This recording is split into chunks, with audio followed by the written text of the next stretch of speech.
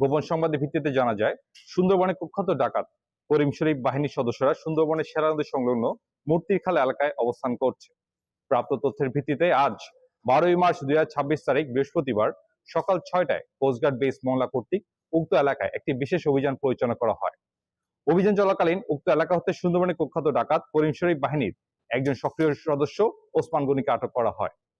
পরবর্তীতে আটককৃত ডাকাতের তথ্যের ভিত্তিতে উক্ত এলাকায় তল্লাশি করে একটি 1 বন্দুক, 16 রাউন্ড তাজা কার্তুজ এবং 5 রাউন্ড ফাঁকা কার্তুজ জব্দ করা হয়। আটককৃত ডাকাত ওসমান গনি সাতক্ষীরা জেলা আশাশুনি থানার বাসিন্দা। সে দীর্ঘদিন যাবৎ করিম শরীফ বাহিনীর সঙ্গে ডাকাতি এবং ডাকাত দলকে অস্ত্র ও গোলাবারুদ সরবরাহের মাধ্যমে সহযোগিতা করে আসছিল। জব্দকৃত আলামত ও আটককৃত ডাকাতের পরবর্তী আইনানুগ ব্যবস্থা গ্রহণের প্রক্রিয়াধীন রয়েছে। আমরা দোষীদের উদ্দেশ্যে বলতে চাই, সুন্দরবনকে দোষমুক্ত রাখতে কোস্টগার্ডের অভিযান অব্যাহত থাকবে।